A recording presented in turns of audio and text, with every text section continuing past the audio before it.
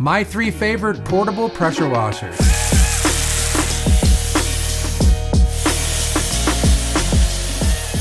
Alright, welcome back to the channel. On today's episode, we're going to be talking about my 3 favorite portable pressure washers. You've seen all 3 of these up on my shelf, and man, they are beautiful up there, but their true intention is portability. And today we're going to be talking about portability.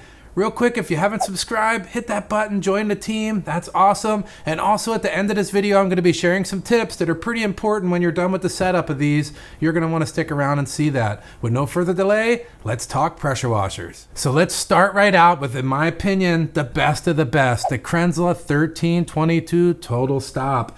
The elephant in the room on this one, and it always has been, is the price. It's $1,122 for the pump only. In this pressure washer scene, you get exactly what you pay for. You cannot get top-notch components and quality build on the cheap. It just doesn't happen. But look at this thing, sitting on the wall, unbelievable looking. It's worked great from the day I brought it in. It still works unbelievable. Haven't had to touch it once. Look at the build quality on this. Insane craftsmanship up here on the brass, all the way back into the pump. No frills, no extra stuff. It just looks sick. It looks like something that Elon Musk would put on a SpaceX rocket, but it's too heavy for that. You'll see that in a minute.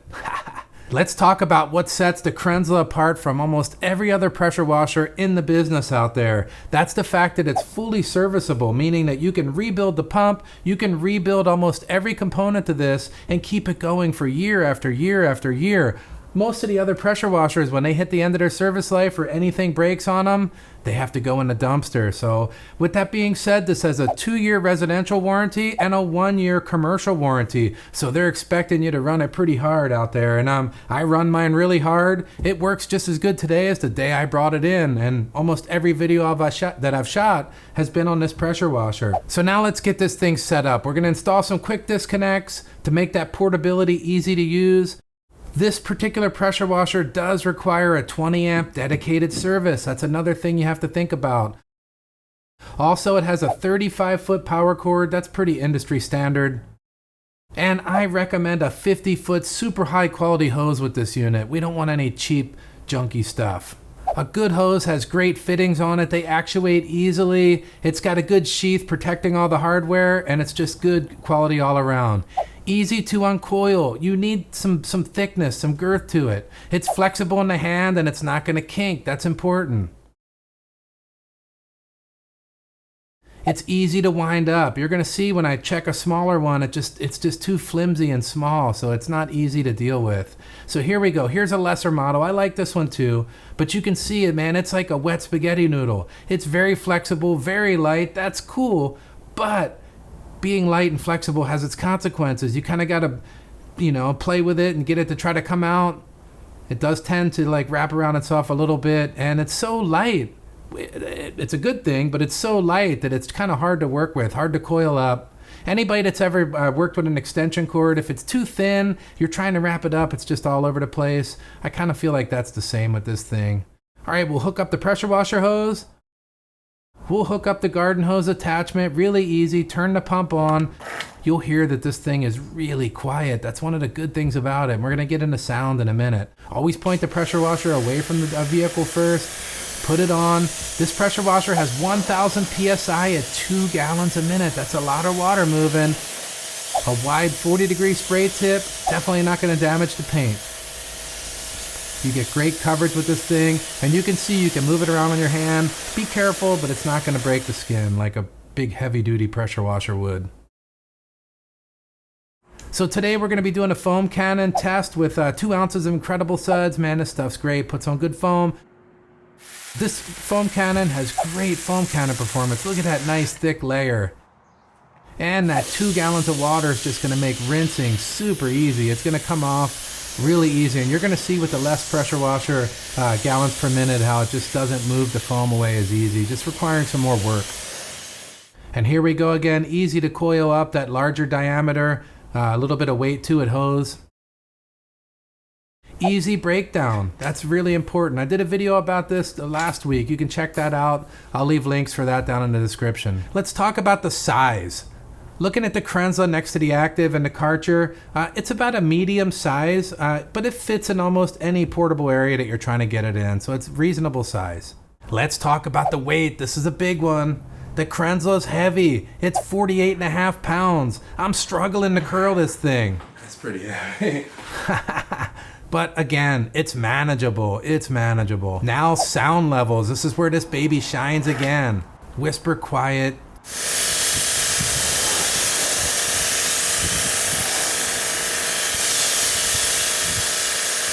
Reasonably sounding for sure. The sound levels, I would say that the pressure washer water coming out is louder than the pump, and you're going to hear in a few minutes what it's like for the other pressure washers if you're unfamiliar with them. So what I recommend with this kit is a commercial grade hose with great fittings on it, all the way down to a really high-end sprayer and rubberized tip on the end to protect you from tinking that paint. I just don't see any reason, once you're into it for this kind of money, you're the type of person that wants from cord all the way to sprayer to be top notch. There's no reason to downgrade anything beyond this. Trust me on that. Next up, let's talk about the Active 2.0. They have had some older versions, but I'll tell you what, the Active 2.0 comes in at $350, and that's for a full kit. That comes with a hose, sprayer, wand, a little foam cannon, everything you would need.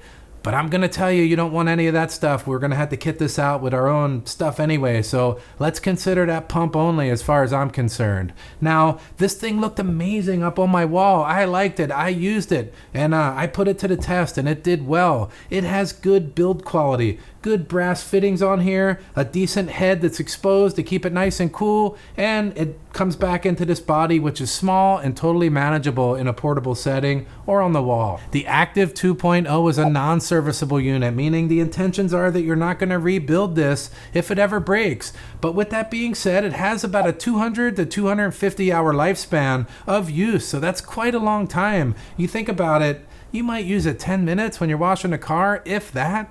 So that's pretty good. It does also come with a 2-year residential style warranty, meaning no commercial use, no professional garage use or anything like that, or they're just not going to cover it with the warranty. I did see a few interviews with the owner, and he seemed pretty interested in people being happy with this pressure washer. So I imagine as long as it's a reasonable return within the time frame, there should be no problem getting warranty work done on this. So that's cool. So let's get this thing kitted up with some quick disconnects and let's get it hooked up. First, we'll start out by putting that hose connection on there for the garden hose. That's a huge time saver. I can't emphasize that enough. Next, we're going to put the quick disconnect on for the pressure washer hose. Now we'll connect our garden hose, connect our pressure washer hose, and boom, that quick, you're ready to go. This pressure washer, it could use a 15 or 20 amp service. I recommend a 20 if you're going to be heavily loading it with a foam cannon, but it's designed to run in a 15 amp service, which is cool. It has an industry standard 35 foot cord. That's helpful. That gets you anywhere you need to go. I also recommend with this one a high quality 50 foot hose. 50 foot's going to get you all the way around the vehicle and some to spare. We'll turn it on. Point away from the car first. And here we go. 1,000 PSI at 2 gallons per minute. Good specs on this one. Wide fan, 40 degree, and will not damage the paint. It's low pressure enough. You'll see here in a minute. You can spray it on your skin. Be smart about this, guys. That's just a demo. And it has great foam cannon performance. Look at that nice thick foam. And again, just like the Cranzle, that 2 gallon per minute really moves some water around and gets that foam and dirt off the vehicle in half the time. Really helpful to have good flow. Wind that hose up and you're done. Disconnect the garden hose, disconnect the pressure washer hose, and boom, you're back to storing it wherever you want. No fuss, no muss, no bother. Easy portability with all these. Let's talk about the size. Now, up against the Cranzle and the Karcher, this is the smallest of the group. It fits easily in almost anywhere. It's very small pressure washer. That's cool. Now let's talk about the weight. This thing is featherweight at 23 pounds. You can see I'm curling it with my pinky. And so carrying this around is a ease. It's a breeze. Now let's talk about the sound levels. Hear me fire it up? And then let's just listen to it. A little bit more of a whine coming out of this one. So it wasn't so bad overall. It's got a little bit of a whine to it, but overall it's not very noisy. I would call it middle noise. Not whisper quiet like the Cranzle, not as loud as some of the other ones I've played with. So now let's talk about the different ways that I prefer to use this, different kit options. And again, links will be in the description. So here's the highest user experience possible. Commercial grade hose, commercial grade sprayer, rubberized tip, you're gonna get the highest user end experience. If I was to go down a notch, if I want to save a little bit of money, I would go with a good user experience. That's gonna be a commercial grade hose with a medium level sprayer, a good sprayer though, a good top quality sprayer, but middle budget sprayer that I highly recommend, the MTM. It's a good one. So I would not drop down to the lowest level on the sprayers and hoses on this one. If you're coming up to this quality level, then you want the user experience. I even recommend bringing up the user experience with what you have in your hand on the lesser pressure washers. So with this one, commercial hose, good top-notch sprayer. If you want to save a little bit of money, come in with the MTM at the middle grade one. You won't be sorry, I guarantee it. So now we're down to one of my favorite entry-level pressure washers in the entire scene out there. Now there's hundreds of them. You can go on Amazon and search, and there's 50 of them. That's what makes it so confusing. Which one do you get? They all promise great specs. I can tell you firsthand, this Karcher K1700 Cube I've had on the channel since day one, mounted on the wall. It looked amazing up there. It worked great. Tons of people love the kit. They built one themselves. I've got nothing but good feedback on it. This comes in at about $170 now, and that's for a full kit. That's with a wand, hose, everything you need to get going.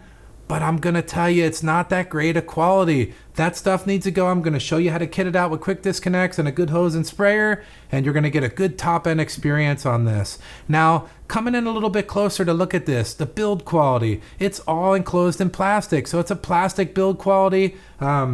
You're not going to see any of those high-end components on there at this price point. You just can't get that. But in this case, we're looking for good user experience on a budget. The Karcher K1700 Cube has about a 100-hour service life.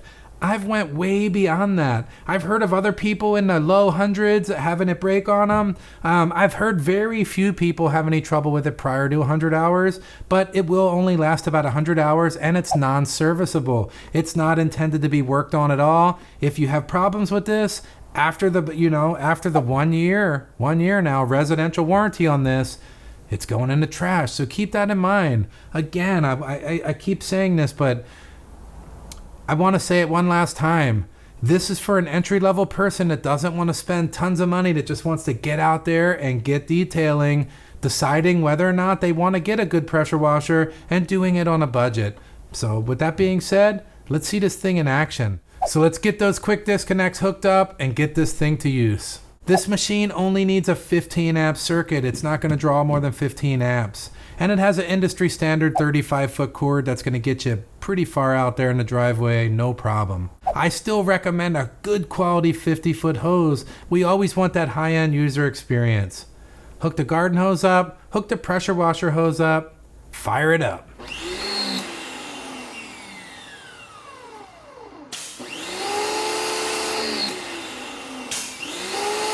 (1,000 PSI at 1.4 gallons per minute. That's not bad at this price point.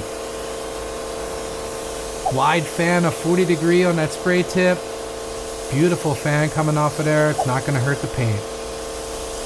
You can see here it's just not even that hard on my skin, but be careful. This thing has great foam cannon performance considering the price point.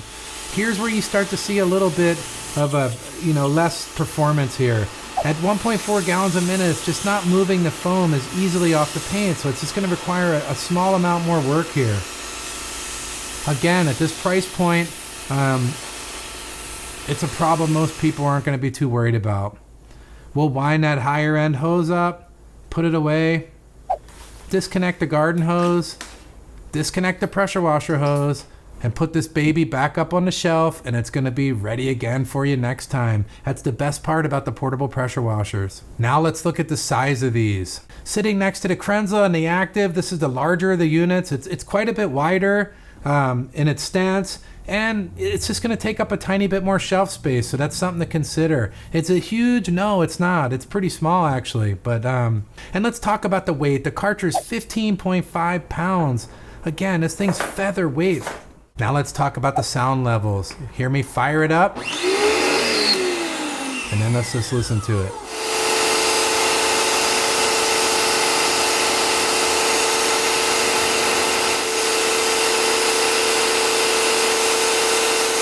So there's several ways in which I would outfit this to give you that highest level of user experience. First and foremost, if we have an entry-level pump, I want everything beyond that to be the best that I can afford or the best that it can be, because the pressure washer is going to be sitting over here. I'm going to be out there using it, and I want to feel everything in my hand like it's $1 million. The pump's okay, but out here I want it to be great. So I'm going to recommend a nice commercial hose, good solid quick disconnects on it, and a nice spray one, the best one you can afford. I'll leave links to everything I recommend down in the description, but this thing works amazing. If I was going to drop down, let's say I wanted to save a little bit more money, I'd go with a nice hose and a middle grade sprayer with a nice tip on it. That's going to, again, give you that good feel, because that middle grade sprayer is pretty darn good, man. It's not crappy at all.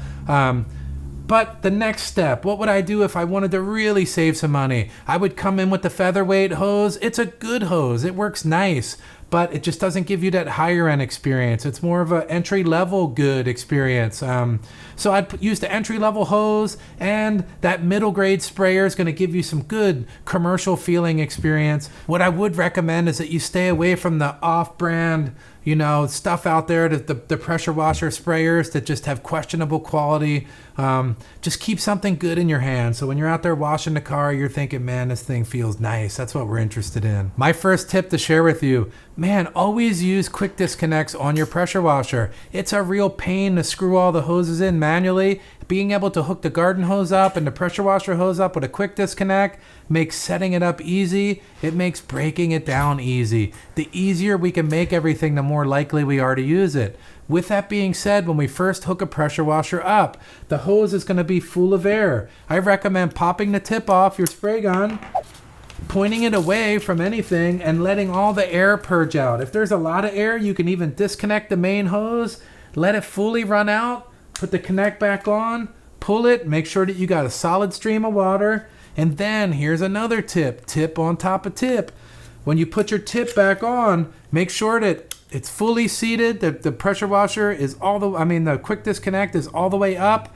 Now point it away from the vehicle, pull the trigger, and make sure that you got good connections and nothing's gonna fly off. If this is put on poorly, example is it's not all the way on, you pull the trigger, boom, this flies off at 1,000 PSI, bam, right into the paint. Thank me later for these tips. So that's all I got for you today. I hope you enjoyed the video. They're all my favorite portable pressure washers. They all go on the wall. If you own a home and you want to get it up there, I have a bunch of videos about wall-mounted pressure washers. I got some good ones coming in the future also. But again, yeah, there we go. My favorite 3. You can't go wrong with any one of these. These are my personal units. I own them, I use them, and I like them all. And there's a lot of people out there that have these.